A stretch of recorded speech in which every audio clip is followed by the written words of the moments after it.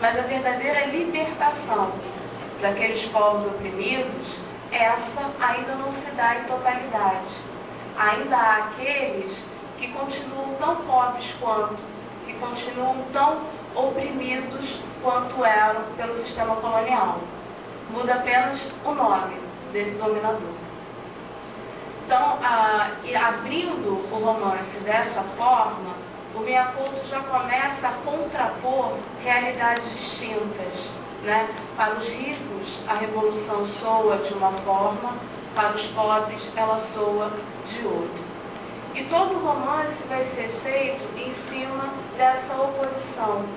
Você tem uma personagem-chave, que é o Lourenço de Castro, que é esse português que trabalha na BID, ele trabalha na vila de Moabase, representando esse governo português, toda essa força, toda essa opressão. E em oposição a essa figura, nós temos a tia Irene, que também é portuguesa, é tia do Lourenço de Castro, mas assume uma posição completamente diferente da dele em relação a essa dominação colonial, em relação aos rumos que Moçambique pode tomar. Se por um lado o Lourenço de Castro é a fidelidade ao salazarismo, a fidelidade a essa pátria portuguesa, a Irene, por sua vez, é a filiação a Moçambique, né? É a solidariedade ao negro, é a vontade de lutar ao lado daqueles que estão sofrendo. Então, o tempo todo na história, essas duas figuras vão estar em confronto.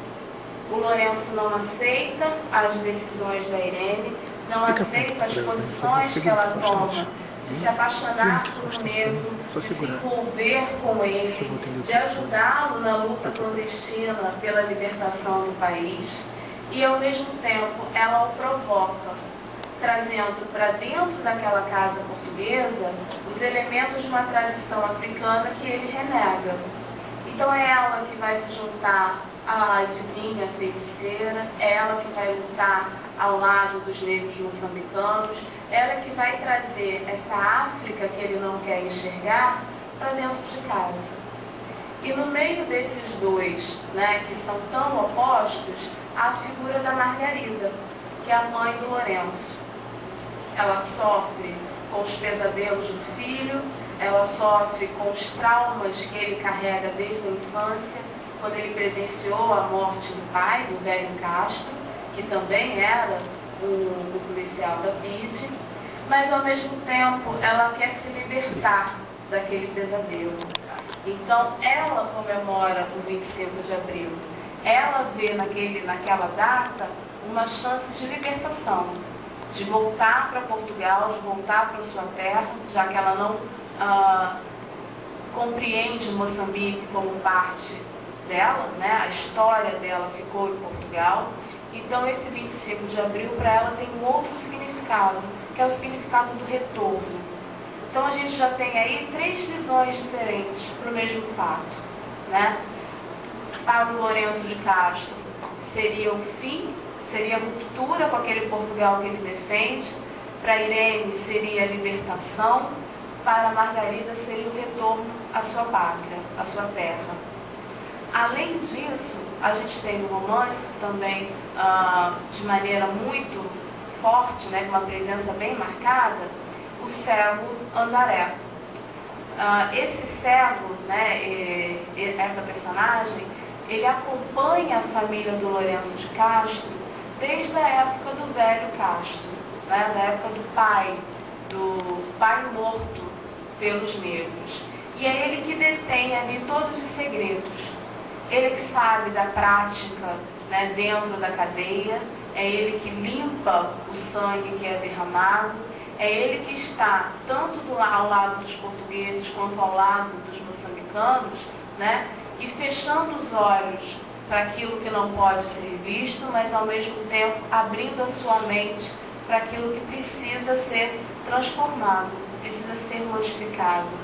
Então, a presença desse cego na narrativa, né, é a chave para que os mistérios sejam depois elucidados, né, para que a morte do velho Castro seja esclarecida, para que as práticas habituais dentro da cadeia sejam reveladas e que para que esse fim trágico, né, do Lourenço de Castro também seja apagado dentro dessa história.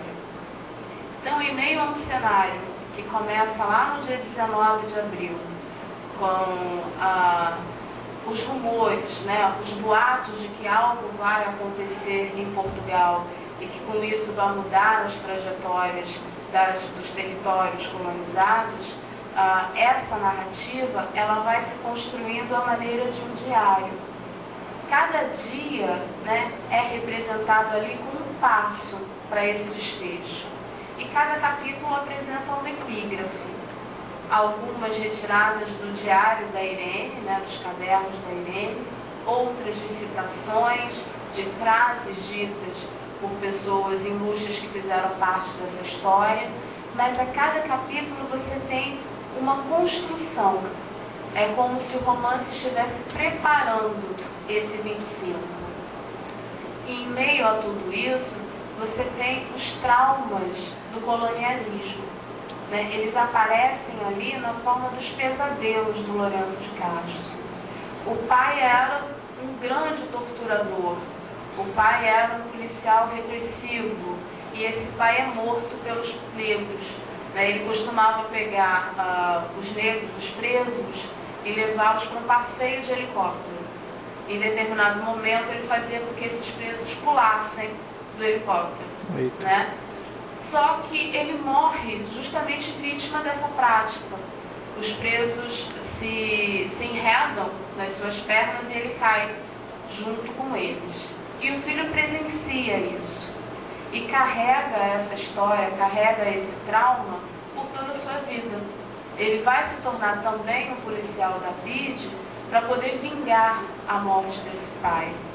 E é só no momento em que essa revolução dos escravos acontece lá em Portugal e que ele recebe a notícia de que a PIDE acabou, né, de que o salazarismo acabou, é que ele finalmente vê o corpo desse pai cair na água.